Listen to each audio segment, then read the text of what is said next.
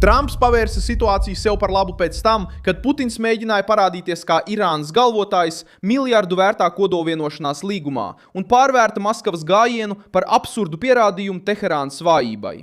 Šajā piekdienā, 2026. gada 5. jūnijā, krīze ieguva jaunu nozīmi, jo Krievija mēģina pārdot aizsardzību, Irāna cenšas iegūt elpu un Vašingtona turpina atklāti izdarīt spiedienu uz patiesi svarīgo jautājumu.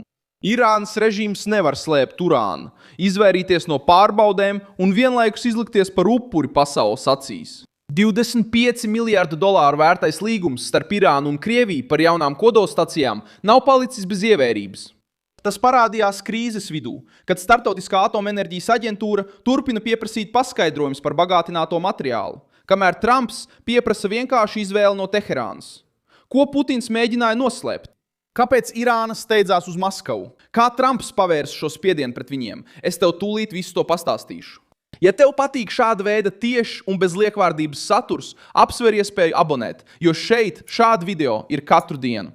Viss sākās, kad Irāna un Krievija pastiprināja sadarbību kodolenerģijas jomā, izmantojot Rosatom, Krievijas valsts uzņēmumu šajā nozarē, paziņojot par projektu, kur ietvaros Irānas teritorijā tiks būvētas 4 kodolstacijas. Oficiālā versija runā par civilo enerģētiku, elektroenerģijas ražošanu un Irānas iekšējām vajadzībām, taču politiskā situācija maina visu. Teherāna neved sarunas kā mierīga valsts. Režīms ir ielenkts ar startautisku spiedienu, reģionālo karu, sankcijām, aizdomām par urāna krājumiem un amerikāņu prasību nodot sensitīvus materiālus. Tieši šeit kodolvienošanās pārstāj izskatīties tikai pēc enerģētiska projekta un sāk izklausīties pēc Putina mēģinājuma sniegt diplomātisku aizsardzību savam stūrī iedzītajiem sabiedrotajiem. Trumps neatbildēja tā, it kā būtu padavies. Baltais nams saglabāja krīzes centru tajā pašā vietā. Irānas kodolprogramma ir jādemontē, jāpārbauda un jākontrolē. Irāna cenšas apgalvot, ka tā vēlas enerģiju. Puķins cenšas apgalvot, ka uzticas Teherānai. Bet galvenais jautājums ir vienkāršs.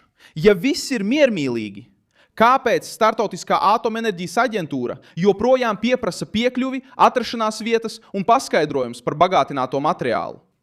Maskava iesaistās šajā jautājumā, jo Maskava zina, ka izolēts Irāna var tikt piespiests piekāpties agrāk. Puķins cenšas saglabāt ietekmi tojos austrumos, aizsargāt miljardiem vērtus līgumus, saglabāt Krievijas nozīmīgumu un izmantot kodola strupceļu kā ģeopolitisku valūtu pret Vašingtonu. Taču darot to, viņš arī uzņemās daļu izmaksu. Ja Irāna slēpj materiālus, ēna krīt uz Maskavu. Ja Irāna atkāpjas, Putins zaudē. Ja Irāna piekrīt inspekcijām, Trumps uzvar galvenajā jautājumā. Trumps atstāja sarunu durvis atvērtas, jo tas piespiež pretinieku skaidroties. Tā ir atšķirības starp politisko teātri un spēles laukuma kontroli. ASV valsts departamenta brīdinājums amerikāņiem ārzemēs, īpaši tuvajos austrumos, vēlreiz apliecina, ka Vašingtona šo krīzi neuztver kā tukšas runas. Amerikas valdība ieteica ievērot piesardzību, sekot vēstniecību un konsulātu brīdinājumiem un uzmanīties no iespējamām draudiem pret ar Savienotajām valstīm saistītām interesēm. Tas neatbilst padavušam prezidentam. Tas atbilst Baltajam namam, kas apzinās, ka jebkura Irānas sabiedroto kaujinieku grupējumu vai režīmam simpatizējošu grupu rīcība var izraisīt jaunu eskalāciju. Startautiskā atomenerģijas aģentūra arī izdarīja tiešu spiedienu uz Teherānu. Iestāde atkārtoti pauda bažas par piekļuves trūkumu skartajām vietām un par kontroles zaudēšanu pār informāciju, kas saistīta ar zema un augsta bagātinājumu urāna krājumiem. Visšutīgākais jautājums ir saistīts ar urānu, kas bagātināts līdz 60%, kas ir līmenis ļoti tūs tehniskajam ceļam uz militāru izmantošanu, ja tas tiktu turpināts. Mēģinājums apturēt Trumpu Vašingtonā arī kļuva par daļu no krīzes. Pārstāvju palāta apstiprināja rezolūciju, lai ierobežotu jaunas militāras darbības pret Irānu ar 215 balsīm par un 208 pret. 4 republikāņi pievienojās demokrātiem. Kreisie to nosauc par bremzi karam, taču stratēģiskais skatījums ir cits. Kad kongress mēģina ierobežot prezidentu sarunu vidū, signāls, kas nonāk Teherānā, ir bīstams. Gaidiet, izturiet un ceriet, ka Vašingtona pati sašķels savu spēku. Marko Rubio tieši par to brīdināja, sakot, ka irāņi varētu domāt, ka valdības rokas būs sasietas. Tāpēc Trumpam ir jāuztur autoritāte, spiediens un rīcības brīvība. Putins mēģina darīt Irānā to pašu, ko Krievija dara citos reģionos. Izmantot civilās kodolenerģijas nozari kā ietekmes instrumentu. Maskava arī ir pavirzījusies uz priekšu kodolprojektā Uzbekistānā, izmantojot Krievijas tehnoloģijas, Krievijas finansējumu un runājot par stratēģisko partnerību. Atšķirība ir tāda, ka Irānas gadījumā pastāv sprādzienbīstams slānis. Režīms jau ir aizdoma ēnā, jau saskarās ar Startautiskās atomenerģijas aģentūras prasībām un jau izmanto reģionālo krīzi kā politisku vairogu. Tāpēc pakts ar Putinu neatmazgā Irānu. Tas tikai parāda, kurš ir gatavs to aizsargāt. 2015. gada kodolvienošanās vēsture palīdz saprast, kāpēc Trumps rīkojas šādā veidā. Vecā diplomātija solīja kontrolēt Irānas režīmu ar piekāpībām, gariem termiņiem un uzticību trausliem solījumiem. Trumps pārtrauca šo loģiku, jo saprata, ka Teherāna izmantoja sarunas, lai iegūtu laiku, mazinātu spiedienu un saglabātu iespējas virzīties uz priekšu. Tagad tā pati diskusija atgriežas ar citu seju. Tā vietā, lai Obama un Eiropa piedāvātu atvieglojumus, tagad Putins piedāvā aizsardzību. Metode mainās, bet risks ir tas pats. Ļaut Irānai pārvērst diplomātiskās sarunas par aizsardzību savas kodolprogrammas attīstīšanai. Izraēla arī ir daļa no šī aprēķina, jo tā cieši izjūt Irānas draudus.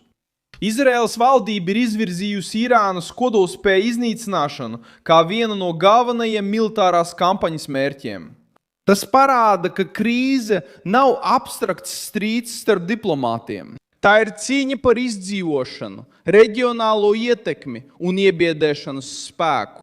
Irāna finansē, iedvesmo un aizsargā sabiedroto grupas, kas darbojas dažādās tuvu austrumu frontēs. Kad šis pats režīms mēģina paplašināt kodolsadarbību ar Maskavu, jautājums vairs nav tehnisks, bet kļūst politisks. Kas iegūst, ja Teherāna kļūst stiprāka? Salīdzinājums ar citām valstīm palīdz padarīt situāciju skaidrāku. Kad sabiedrotā valsts cenšas iegūt civilās kodola tehnoloģijas saskaņā ar skaidriem noteikumiem, inspekciju un caurspīdīgu saskaņošanu, risks tiek kontrolēts.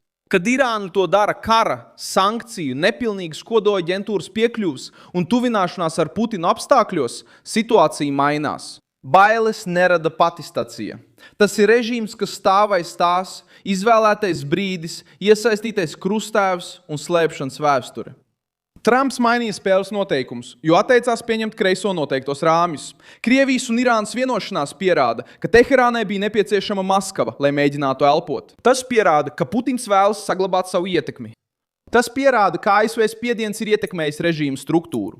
Ja Irāna justos droši, tai nevajadzētu steigties uz biblisku kodolvienošanos. Miljonārs pašā krīzes vidū. Es esmu Milsons Hours Global, internationalists, un mans mērķis ir tevi katru dienu informēt ar patiesību. Ziņu saites ir video aprakstā. Nospied patīk šim video, abonē kanālu un beigās ieskaties komentāros, lai vēl vairāk iesaistītos Milsona Alvesa kopienā.